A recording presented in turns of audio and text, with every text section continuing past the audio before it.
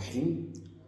بعض اوقات ایک دوسرے کو لوگ سٹیکر بھیجتے ہیں، دوستوں کو، بیوی کو، اپنے خاوند کو، اور اس میں کوئی حکمت کی بات ہوتی ہے لیکن اس پر کوئی قرآن کی آیت اور حدیث نہیں ہوتی۔ مثلا جی دنیا بڑی بے وفا ہے اور دنیا مطلب کے لیے ملتی ہے، تو ایک تو ان سٹیکروں کو بھیجنا نہیں چاہیے، اس سے تعلقات آپس کے خراب ہوتے ہیں۔ وہ آیت حدیث تو نہیں ہوتی نا، پتہ نہیں کس نے وہ بات بنائی ہے۔ دوسری بات یہ ہے کہ آپ کسی سے ناراض ہے، آپ نے اس کے مطابق سٹیکر دے کر اس کو بھیج دیا، تو اس کو تو آپ نے خفا کر دیا، الٹا آپ نے اس کو خفا کر دیا۔ تو اپنے خاوند کو، اپنی بیوی کو، اپنے دوست کو تو خفا نہیں کرنا ہے نا۔ اچھا دنیا بے وفا ہے اور دنیا قدر نہیں کرتی اور دنیا خیال نہیں کرتی ہے اور مجھے مردوں پر اعتبار نہیں ہے، جی مجھے عورتوں پر اعتبار نہیں ہے، یہ قرآن ہے، آیت ہے، حدیث ہے، کیا ہے؟ آیت اور حدیث کسی کو بھیجو، اس سے برکت آئے گی، نور آئے گا، روشنی آئے گی، مسئلے حل ہوں گے۔ تو اس طرح نہیں کرنا چاہیے یہ جو ہم سٹیکر بھیجتے ہیں۔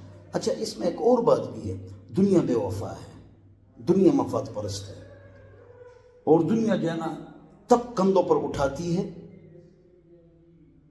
جب ایک آدمی مر جاتا تو مٹی میں ملانا ہوتا ہے، اس لیے اٹھاتی، ورنہ تو اس دنیا میں آپ نہیں ہیں، میں نہیں ہوں۔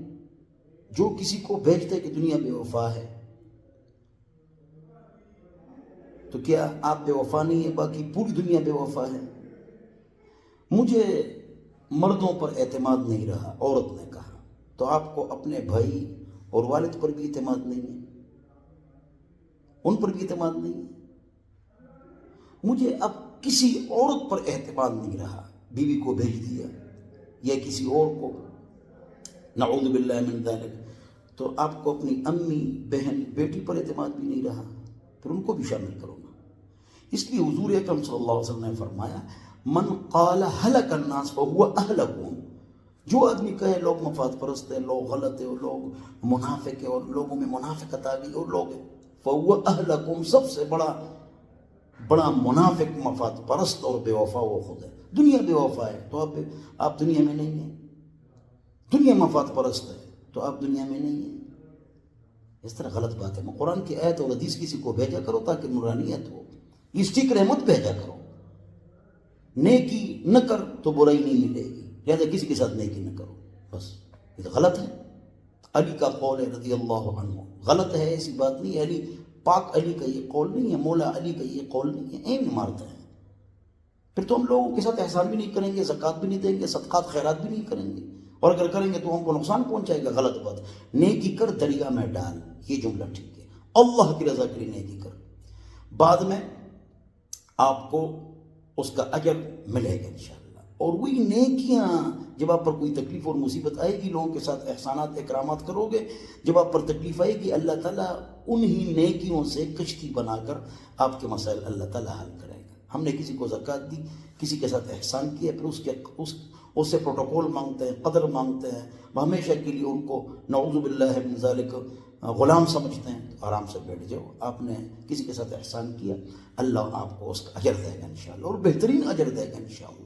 اس سے نہ مانگو، ہم اس سے مانگتے ہیں، ریاکاری ہم میں ہوتی ہے، اور اس سے اس کا اجر مانگتے جو ہم نے نیکی کی، اور وہ بار بار وہ ہماری تعریف کرے تو خاک میں چلا جاتا ہے، اس کا فائدہ نہیں ہوتا ہے، ثواب ہی نہیں ملتا۔ نیکی کر دریا میں ڈال، اللہ آپ کے لیے، آپ پر مصیبت آئے گی آپ کے لیے اس کو کشتی بنا دے گا انشاءاللہ۔ اللہ مجھے اور آپ حضرات کو عمل کی توفیق عطا فرمائے۔